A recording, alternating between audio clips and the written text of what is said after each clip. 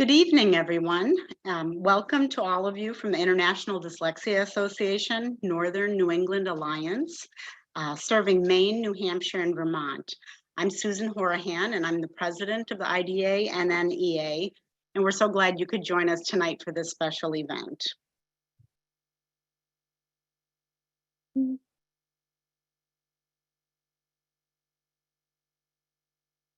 We have several people helping us with this tonight.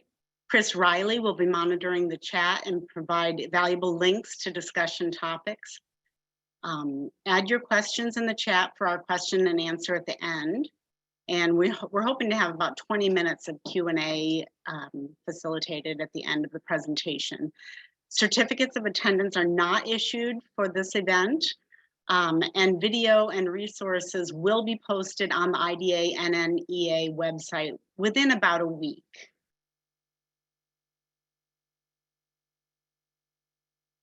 There's a lot of different ways that you can become a member of IDA, and this is just a few of them, so I'm sure you'll be able to find one that suits your needs, and we would love to have you join us. Joining us this evening is Dr. Dorinne Dorfman, former principal and current reading specialist in Vermont. We also have Kristen Nguyen, who's State Literacy Director, Office of Elementary Education and Reading at the Mississippi Department of Education. And we have Bethany Welch, Regional Literacy Coordinator, Office of Elementary Education and Reading in the Mississippi Department of Ed. And Kathleen Grigsby, Assistant Superintendent, Elementary Division at Jackson Public Schools. I'm so happy to welcome all of you. And as our presenter tonight, we have our special guest, Dorinne Dorfman. She's a doctor that has served as a teacher and principal for 25 years in the Vermont Public Schools.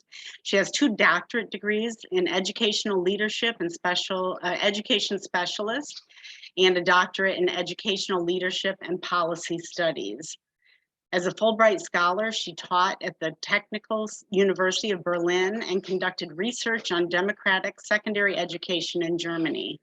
She's published a number of articles in education research journals and other publications. Her interests include the science of reading, educational policy, and full-service community schools.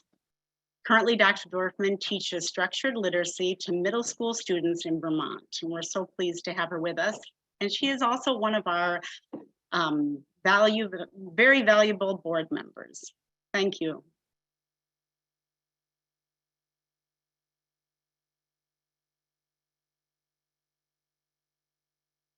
And you can take it away, Dorinne. Thank you. Can everyone see the slideshow? Yes. Wonderful. So thank you. Welcome to Improving Reading Performance, What Northern New England Can Learn from Mississippi, the Mississippi Miracle, what we'll hear so much about tonight. So in this photo, we have a pre-K class of 4- and 5-year-olds participating in a phoneme manipulation activity at Van Winkle Elementary School in Jackson. In this activity, they're changing the initial sound in rug to make bug, plus writing these words on the board for students to understand the alphabetic principle, learn letter sounds, and read the words. Some background. So in 2000, when the National Reading Panel published Teaching Children to Read, the Barksdale Reading Institute launched a $100 million initiative to train Mississippi educators in evidence-based practices. Its success laid the foundation for the Mississippi State Legislature to pass the Literacy-Based Promotion Act in 2013. The Mississippi Miracle has made national headlines for the steady increase in student reading and mathematics performance on the National Assessment of Educational Progress, the NAEP.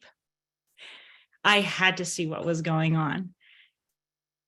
At one school, at Kirksey Middle School, I met Trinette Frazier, and she told me, this librarian, if you can't read, you're not free. And in fact, she took the word read and put it right into the word freedom on her door display. But what lay behind the numbers?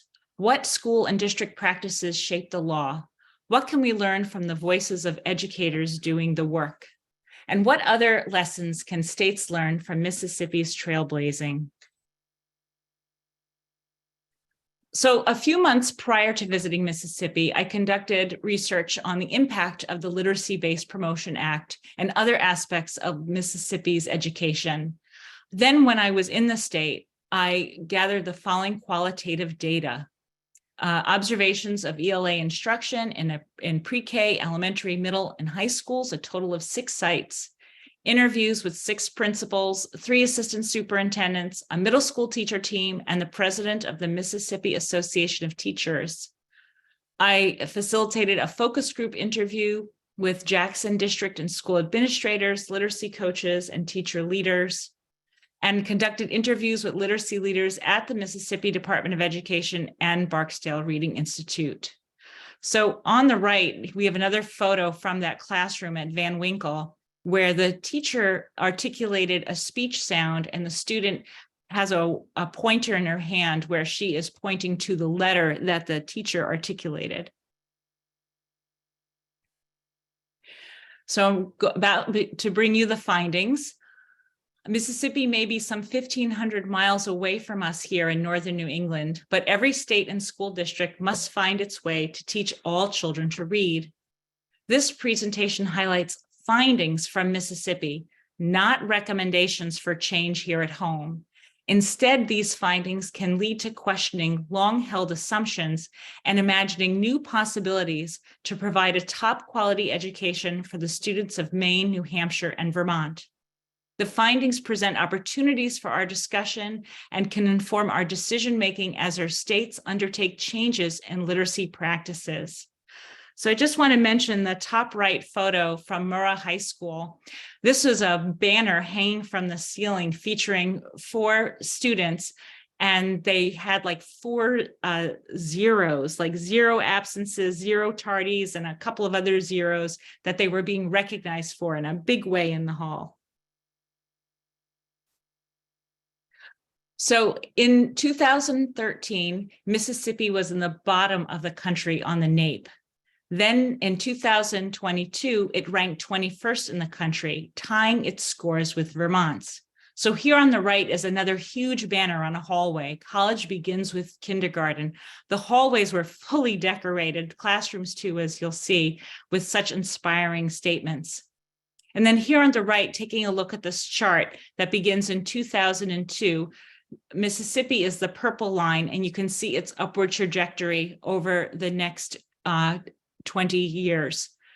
The Maine is blue, New Hampshire is red, and Vermont is green. And you can see that initially, for the most part, there was some growth, but then there's been a steady decline in recent years.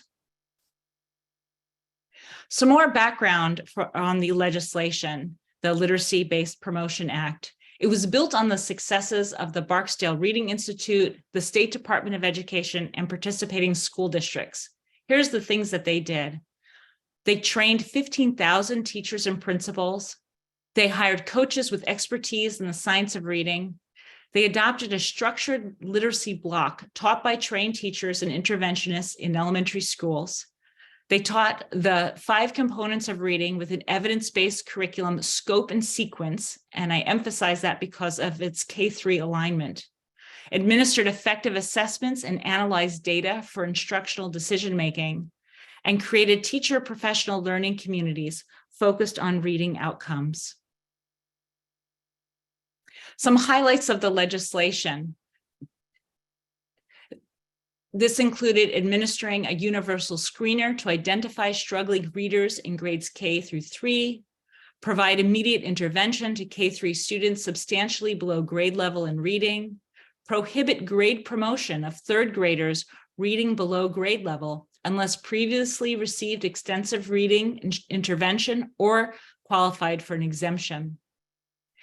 The legislation also required districts to report each student's reading progress to parents, create a parent contract for struggling readers with a read-at-home plan, report each school's progress in reading to local media outlets, and adopt and report on a literacy improvement plan. This was for schools rated C through F only.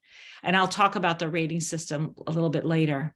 The law also created a state panel, reading panel of legislators, the state education superintendent, and others.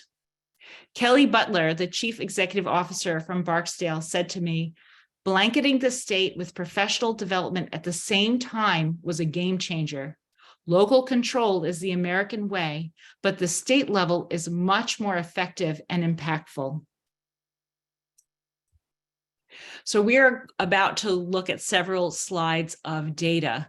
Here we have a comparison of fourth grade reading performance in Maine, New Hampshire, Vermont, Mississippi, and nationally on the NAEP. So we're going to look at the second row here.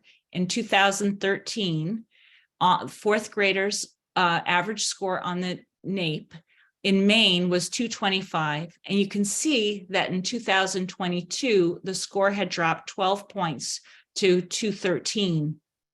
In New Hampshire, in 2013, they scored 232, and they also declined 9 points to 223. In Vermont, the score was 228 10 years ago. It declined 11 points to 217. Back in 2013, Mississippi was at 209, and they grew by 8 points, though the national average also declined from 222, declining to 216. I'm going to talk about this fourth row here, which is the percentage of students proficient on the NAEP, the fourth graders, in 2022. So in Maine, 29.2% of students were proficient. In New Hampshire, 37%. In Vermont, 33.6%. In Mississippi, 30.6%. And then the national average is 32%.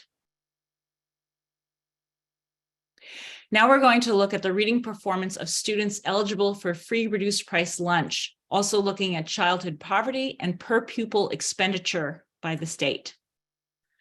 So looking into the second row, we're looking at the percentage of fourth graders reading on grade level who qualify for free meals at school. So these are low income students. So in Maine, 23.2% of low income students passed the test. In New Hampshire, it was 21.3%. In Vermont, 21.4%. In Mississippi, almost 26% of low-income students passed the assessment. And the national average, all of our four states beat it at only just over 21%.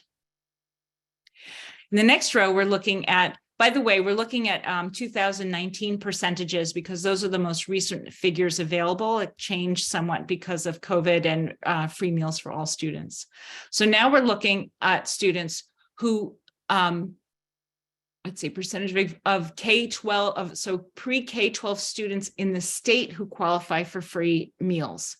So this is all students in the whole state. What percentage qualify for free meals? That is, that they're considered low income. In Maine, 42% of students qualified for free meals. In New Hampshire, 24.7%. Vermont, just over 35%.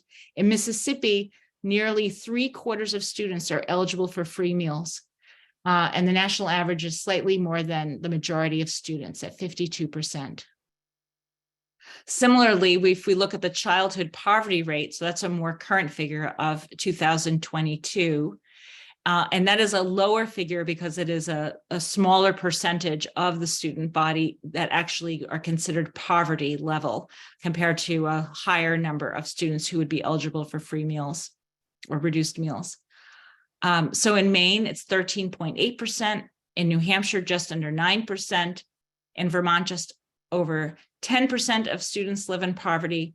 In Mississippi, it's just over 28%, and also compared to the national average of 17%. Now we're going to look at 2022 public education per pupil expenditure. So this is what the states pay per child on average in the school. So 2022. So in Maine, 15,700, New Hampshire, 17,500, Vermont, 21,200, Mississippi, 9,300, and here's the national average of just under 15,000.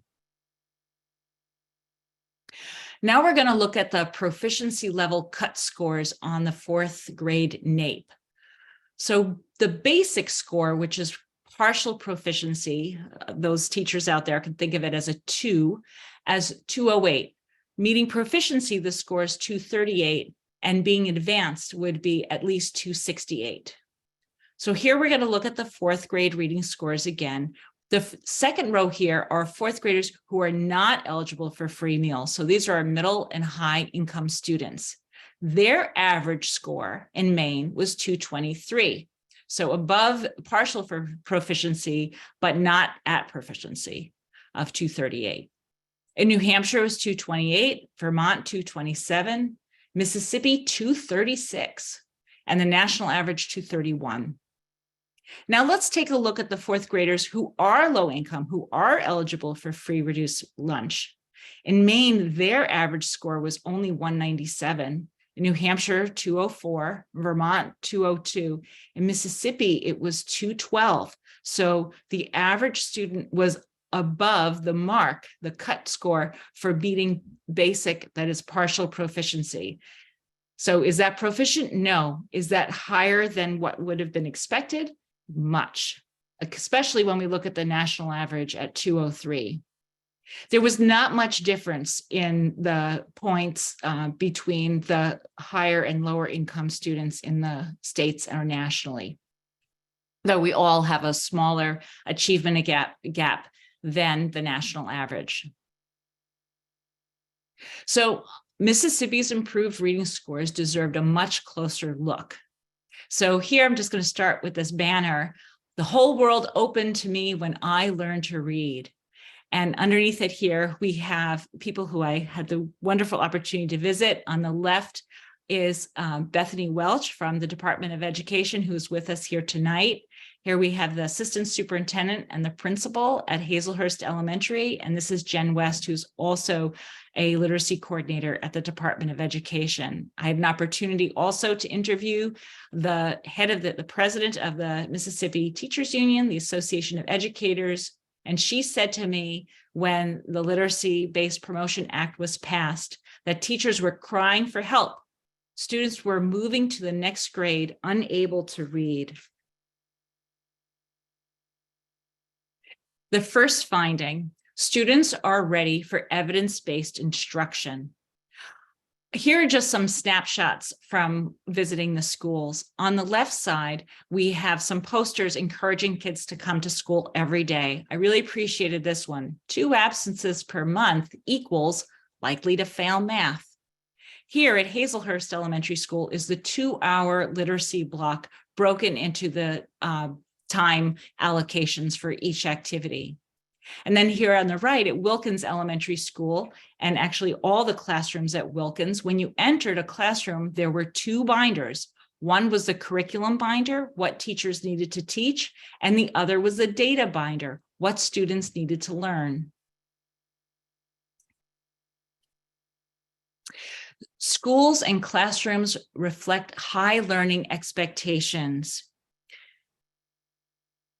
Here we have some photos of, on the left, we have students' engagement with their teacher and supported by the literacy coach to the right.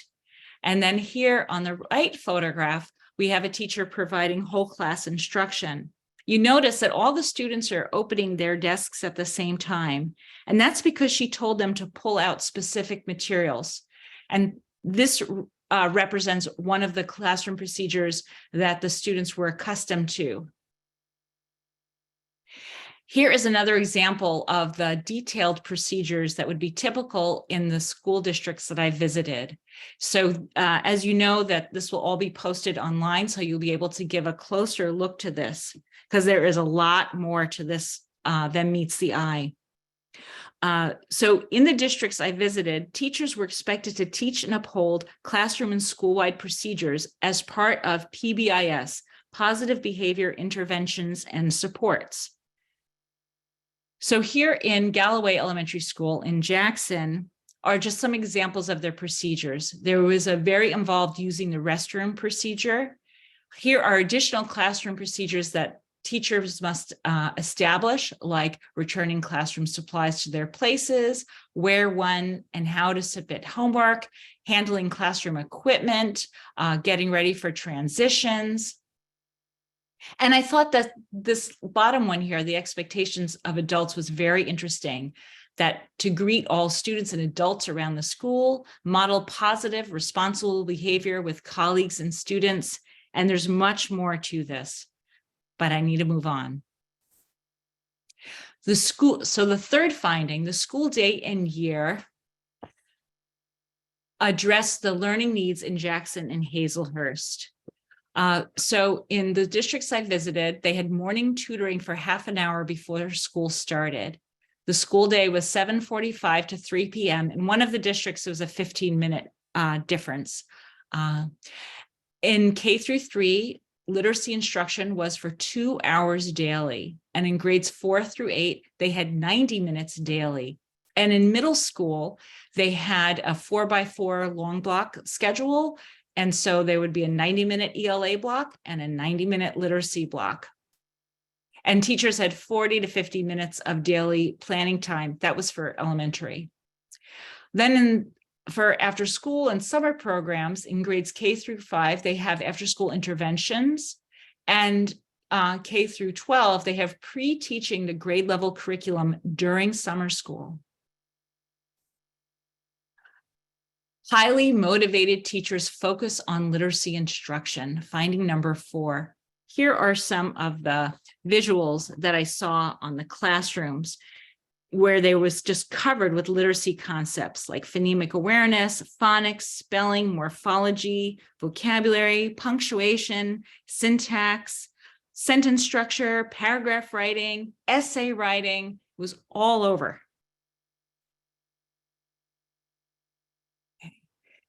The fifth finding was that principals fully embrace coaching. I can't see the whole slide up here. I apologize for that. So I think it says, and teachers too. So coaching opportunities for teacher learning. So there's school-based coaches with lead teachers. There's district level coaches. There's coaches from the Department of Education. There's coaches from the Barksdale Institute and principal service coaches spending 4 or 5 hours a day in classrooms. And these 3 photos are all principals jumping right in and working with kids, with the exception of the top left here. This is Principal Luckett Langston from Hazelhurst. And her office is actually a classroom, and the walls are just covered with the instruction that she gives, coaching her teachers and teaching tutoring groups of students that she does regularly. Here's an example on the whiteboard here. She's teaching essay writing, and so we have different colors for the introductory topic sentence, the supporting sentence, the concluding sentence, and so on. Okay, so the districts must adopt high quality instructional materials. They have an acronym for that, HQIM, grounded in the 5 components of reading. And here are some more examples of seeing that in practice. The state of Mississippi has recommended 5 different K through 3 curriculum programs for this purpose. Not to use one of these curricula needs to get a special written application from the school leadership. Okay. Frequent assessment, data analysis, and reporting inform teachers' instruction and motivate students to perform their best. Here are some of the many data displays on the walls of classrooms and hallways. I would like to focus just on the middle one here, where it says data wall, because this was brand new to me. Students have a short ID number that is known only to them and their teacher.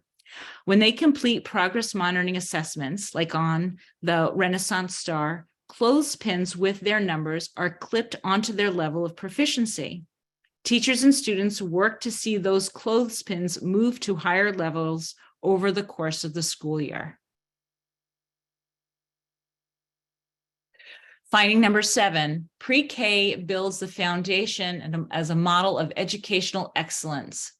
So Van Winkle elementary school, which is actually its name was Van Winkle Early Education Center for the city of Jackson, was really exceptional in its leadership. So first of all, they're open for students Monday to Friday, 7 a.m. to 6 p.m. and in the summer.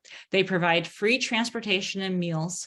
They offer universal pre-K for all 4-year-olds, and students with special needs start at age 3. They also provide training and literacy and other early education topics at Head Start and to private childcare centers. They have one of their lead teachers are all pre-K teachers. One of their lead teachers, Kathleen Billio, said to me, "There was a growth mindset from the top. We are intentional about creating a strong start. We know what they need to do in early literacy, and we can see many are already behind." Finding number 8. Nearly all students qualifying for special education spend 80% of their day taught by their general education teachers. So here on the left is a self-contained special education classroom where they're doing a hands-on letter recognition game. Here on the right is a gifted classroom because by state statute, Mississippi Public Schools provide gifted education in grades K2 through 6 for 5 hours per week. Students are chosen based on assessments and creativity. Principal Barnes at Van Winkle said to me, "Never take your eyes off the high flyers." And what she means by that is the highest achievers. They're harder to grow than. Number 9, in Jackson, every pre-K through first grade classroom includes a full-time instructional assistant. The IAs provide students learning, social, and emotional supports, especially to those who are struggling. They manage and support students while the teacher provides whole class and small group instruction. The IAs receive literacy and other training during the school day and other times, often alongside the classroom teacher. And they support classroom instruction so that the curriculum continues when the teachers are absent and the substitute is in a more of a supportive role of the IA. In Hazelhurst, not only did pre-K, K, and first grade have an IA in every classroom, but second grade had an IA as well. I also learned that of the 20,401 students attending Jackson Public Schools, just 3 students, or approximately 3, which was the director of special education, they call it exceptional education, told me. So approximately 3 students in the district have a one-on-one paraeducator. Also, about 7 students attend the district's separate mental health program with the immediate goal of returning to their school. Finding number 10. An evidence-based curriculum supports teachers as they learn about the foundations of English and the science of reading. The curriculum advances students' language and literacy with effective activities and repeated practice in order to achieve mastery. Kelly Butler from Barksdale said to me, "We told teachers we will train you and coach you and your students will read, and they saw this. Then people buy in." I just want to add here that a year ago, I completed a degree as an education specialist in reading with the Reading Institute at Bay Path University. Today, I teach based on the science of reading through structured literacy. In Mississippi, I saw missed opportunities for teachers to give feedback to students and reteach concepts. It was clear that not all teachers had a strong understanding in the foundations of English. Otherwise, as a literacy or ELA teacher, you don't let these opportunities go by without corrective feedback. Students' errors reveal their knowledge and gaps. Yet because the adopted curricula was grounded in structured literacy, students had repeated practice with high quality materials, as did their teachers. Friends of mine tell me it's just not practical for all elementary and ELE teachers to become like reading scientists. Is that the ideal? Sure, of course. Is that fully reasonable and realistic? No. So until All teachers have fully learned the breadth and depth of English and how the brain learns to read. The curriculum manuals and instructional materials expose students to these foundations. Our students need repeated practice to map the written language of English to their brains, and this the curriculum can help accomplish. Of course, it's preferable to have an expert reading teacher in every classroom, but Mississippi has found a workaround using high-quality instructional materials and coaches to support teachers' continued learning and their instruction. As I mentioned, there was a roundtable dialogue with our focus group interview, really posing questions to them of the Jackson educational leaders. And I said, what do you recommend to other states? And they said, number one, expect principals to do learning walks and visit classrooms daily. Train teachers to be researchers so instruction is based on evidence. Start high quality training with kindergarten teachers. Provide before and after school programs for addressing deficits. Phase in high stakes testing to allow schools to prepare, because as you heard from the law, that there's high stakes tests at the end of third grade. 6, include social emotional learning. Oh, I have 2 6s, look at that, sorry. Don't give school ratings. That had to do with that C through F. There's a metric for rating schools, A through F in the state. And this administrator said, don't do this. But they did say to start accountability before third grade. Some final quotes from people who I learned so much from. Kathleen Grigsby is here with us tonight. Dr. Grigsby said to me, PBIS was positive behavior interventions and supports. PBIS teaches self-control. Without self-control, you don't have agency for yourself or others. And the principal at Hazelhurst said, the teacher is more targeted and on task now. The text builds the background knowledge so kids have more to talk about. And from Kathleen Billio, the pre-K lead teacher, she said, teachers have to go to the lowest skill level, which helps social emotional, classroom management, and climate. Ill behaviors will manifest when children feel uncomfortable, frustrated, and incapable of achieving what their peers are. We're at the conclusion, just before we get to the Q&A. Changes in literacy curriculum, instruction, and assessment united with existing Mississippi practices. Not once did educators mention poverty, high student mobility, family difficulties, or other socioeconomic disadvantages as barriers to literacy. Classroom and whole school norms and procedures allowed both teachers and students to grow in a safe, orderly environment. In every classroom beginning in pre-K and continuing through the end of first or second grade, an instructional assistant supported individual and small groups of students while their teacher provided direct instruction. Grades K through 2 are crucial years for preparing the groundwork of alphabetics, phonemic awareness, and phonics. When this foundation has been poorly laid, students require years of intervention to undo the mislearning and become proficient readers. Even when classroom teachers lacked knowledge in specific aspects of English, students benefited from the activities and repeated practice available in the scope and sequence of high-quality instructional materials. In Mississippi, I found educators who believed all students could and should learn to read, and that this responsibility was theirs as teachers because their students' futures and freedoms depended on learning to read well. And I'm going to give the final word of this part of the presentation to Ashanti Barnes, the principal at Van Winkle. She said it would be educational malpractice to miss opportunities to meet their needs.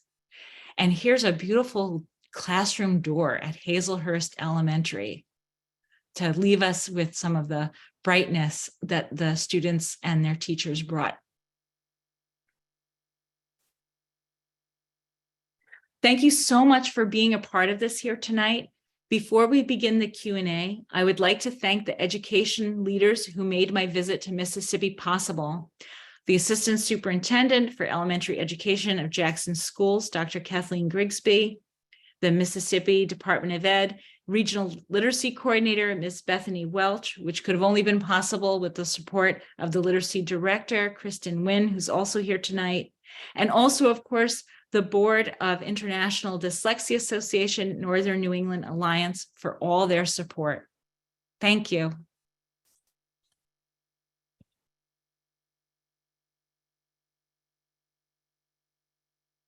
Hello, and thank you so much. We really appreciated that. We have a lot of people who are responding, and starting with truly, thank you so much for all of your hard work, everyone.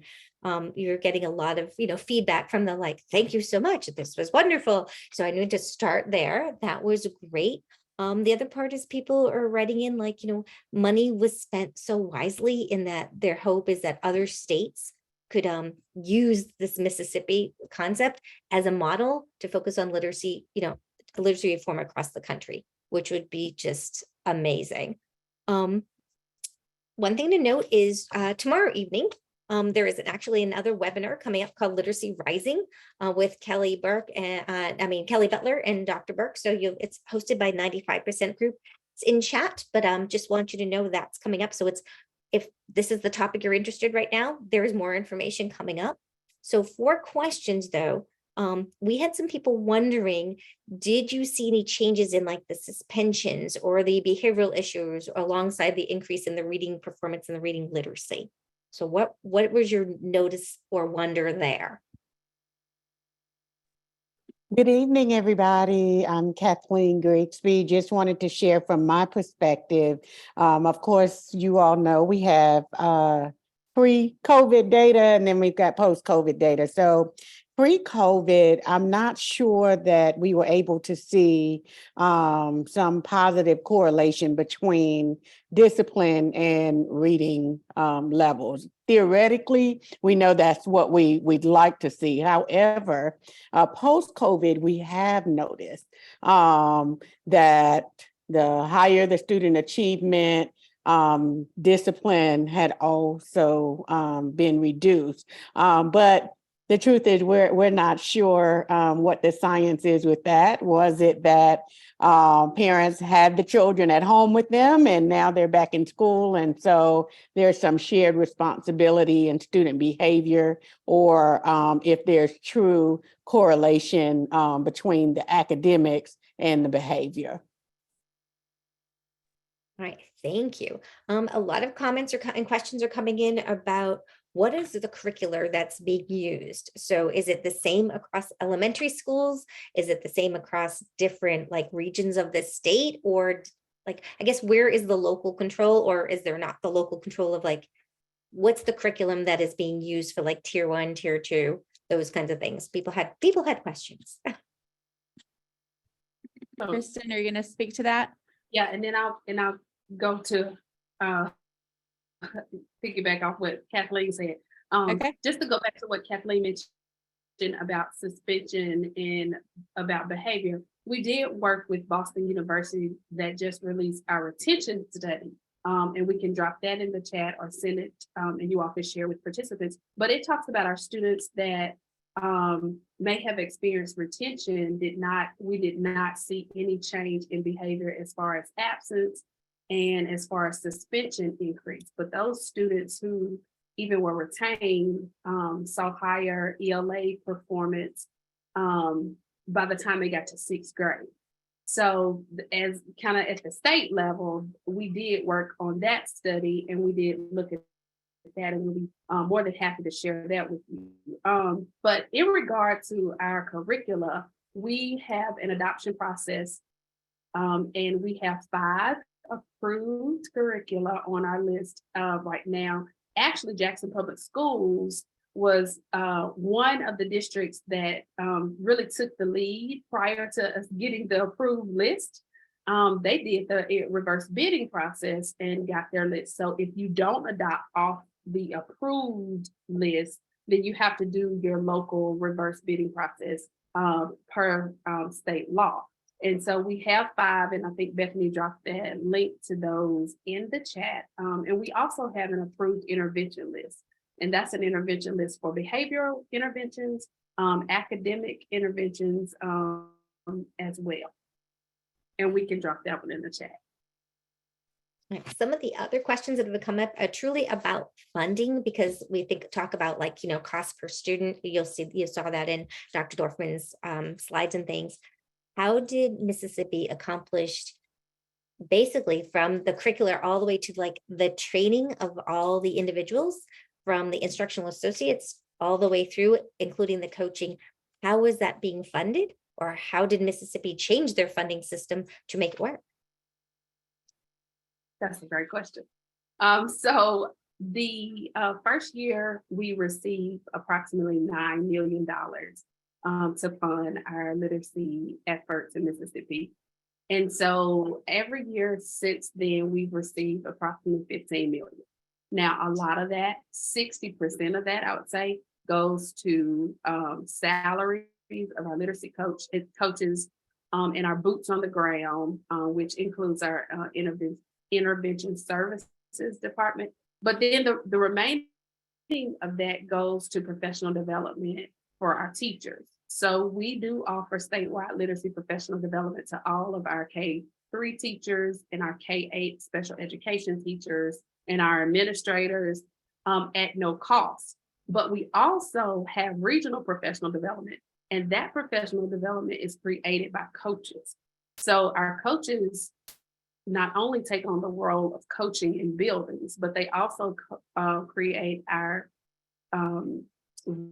regional professional development that kind of breaks down those components of structured literacy even further for teachers. So we stretch every dollar of those funds that we get to try to support students, teachers, districts, and schools. Right. To piggyback on that, off of that, what is like the coaching, the level of proficiency, the level of training for instructional associates that are in those pre-K 1 and sometimes 2 classrooms? So at the district level, we do provide training for, and we call them instructional assistants here, but we provide them with the training, and just transparently, that's an area that we're continuing to grow in. It's not an area that we've, mastered the concept or even feel like we have a great model yet for, but in that process, we're still looking at ways that we could provide our instructional assistants with high-level training in the areas of literacy, particularly, as you all know, with us having assistants in pre-K, kindergarten, and first grade, it does take highly technical, skill training in order to implement the skills effectively. So this comment just came in. How do you build partnerships with parents in the broader community?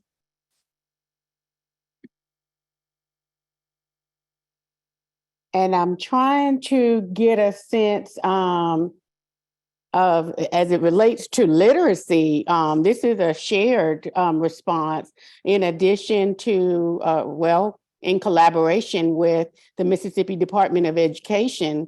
We do have regional parent nights where we talk about what the necessary skills are for students pre-K all the way through 3rd grade.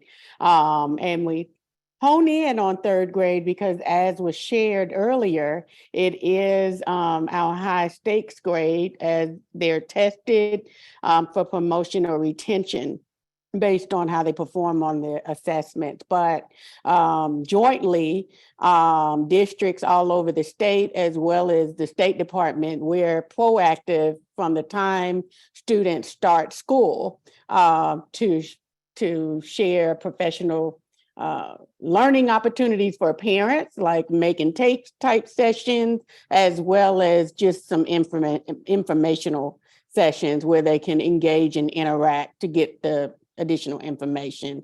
And I feel like I would be speaking out of turn, but we're always referencing the Mississippi Department of Education website. So feel free. There's lots of information regarding literacy there, and we use that as a resource and tool for our parents as well.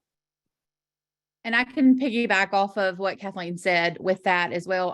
I can speak for both Jackson Public and Hazelhurst City Schools and the amount of parent nights that they do throughout the year. I've actually been able to be a part of those, and so that's been a great thing. But also, like Kathleen mentioned, as far as on the department end, we have regional parent nights. We do those in September and October, and we go in and discuss the Literacy-Based Promotion Act, and we gear that towards third grade parents. But a lot of buildings bring in more than just third grade, so they'll make it a literacy night, and so everyone will come in as part of those parent nights, or they will attach what we're doing in addition to something school-based to make it a bigger production. And so that's something that has been very successful across the state for the past few years. That's wonderful. That sounds great. This is a question for me, I admit. Do you have any school buildings or districts that did not buy into the PBIS system, or is every school pretty much done the positive behavioral support system? So for Jackson Public School District, and having been there for the last 22 years, I can't believe it, 22 years, I can share that we've not always adopted PBIS as our behavior system. We went from building levels, having, local control over what system worked best for them, to finding something that we could use systemically. Our students are mobile, and at one point of time, we had like 40 elementary schools. And so it became difficult throughout the year as students transitioned from one side of the city to the other to try to adjust and get to know what those positive behavior systems were. So we did transition to make that a district-wide initiative, particularly on the elementary level. So everybody does it. I'm just seeing if there's any more. Everyone, just so you know, lots of more positive superlatives. Thank you. This is so powerful. Those are messages coming through. Just want you to be aware. So in amongst our questions, were there the specific 5 curricula that your schools have found that have been very powerful, as tier 1s or tier 2s? Things that you find, like boots on the ground teachers who are like, yes, I'm all about this and it's working for me. What have you noticed there?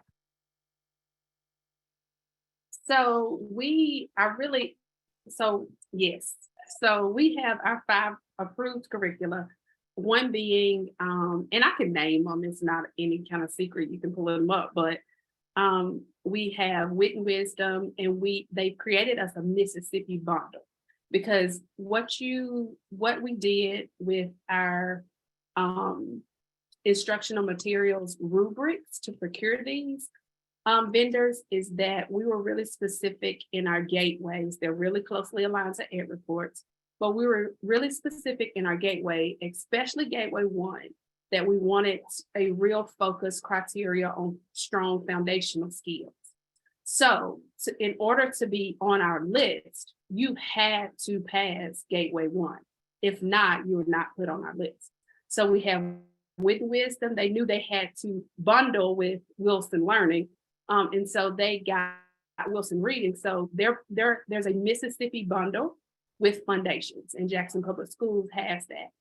We have My View, Into Reading, Wonders, and EL Education. Now, we do have some districts in our state, because our definition of high quality instructional materials is that it's comprehensive, aligned to our standards, and externally validated and vetted. So that means we push people to look at ed reports and what's on there that's comprehensive. And a lot of our districts also use CKLA core knowledge that's not on our list, but we've done some because it's an open resource. We've done some videos and things with them on our Mississippi Public Broadcasting, Mississippi Classroom TV during COVID. So those are the curricula that is on our existing list, but we also offer out of our Office of Special Education, Brain Springs Phonics First as an Orton-Gillingham-based intervention at no cost to our teachers. So they're able to go through that particular program, get the intervention kits, K-12, because we also offer that 6 through 12, and they can get those. And then, so now you have their curricula at tier 1, but you also have a set of materials that are based in Orton-Gillingham approach that you can use for your intervention. That's fabulous. Thank you. Like I said, I'm following along, and everyone is just so incredibly complimentary. They were wondering which, Brain Frames program you're using to coordinate with your OG. So that might be an in the weeds question. Other people are writing back, thank you for this presentation. It's been amazing. Some people are using Phonics First, so they're kind of going on off of that. So they're very excited about that. I'm trying to see if there's any more. Did Mississippi ever use that sort of balanced literacy approach? And if you did, how hard was it to make the shift for families and educators and administrators if you used it? Yes, we were like the rest of the country. We did. Prior to 2013, the majority of our state, we were a balanced literacy state. Actually, the majority of our coaches taught in balanced literacy school, myself included. So too. yeah, and Bethany said her too. And so when this initiative started in 2013, I'm sorry, there were about 500 to 600 applicants that applied for literacy coaching positions. And I'm gonna tell you how bad the balanced literacy was. There were only 24 of us in 2013 that walked through that door. So that tells you, kind of gives you a picture of what was happening in our state in regards to literacy. We were very heavy balanced literacy around that time, 100%.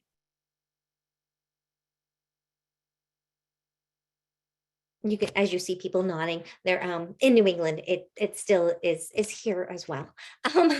So again, everyone at this point is saying kudos. Thank you so much to Dr. Grigsby, Dr. Dorfman, Ms. Wynn and Ms. Welch. Thank you so much. Everyone is just so complimentary and really excited to dig deeper into what you've all been doing and what you continue to do for the students in Mississippi. So thank you so much. Incredibly inspiring, and everyone wants to know more and wants to replicate it in any way we can. So thank you. Thank you so much for joining us tonight. All right, I'm going Have you on to the panel.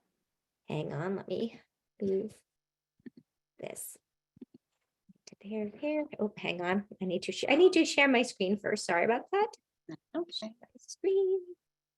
And just a reminder, this presentation will be posted on the IDA website within the week. So you can find it there. The next Read for Parents is actually going to be next Wednesday. It's going to be called Can You See Me? Action Plan, Bringing About Community Change and Improvement. And our guest speaker will be Faith Borkowski. And the date for that is June 14th at 7 p.m. Thank you, Dr. Dorfman. It was a pleasure to have you share your information with us. And also our special guests, Kristen Wynn, Bethany Welch, and Kathleen Grigsby. Thank you so much. Pleasure to have you here with us.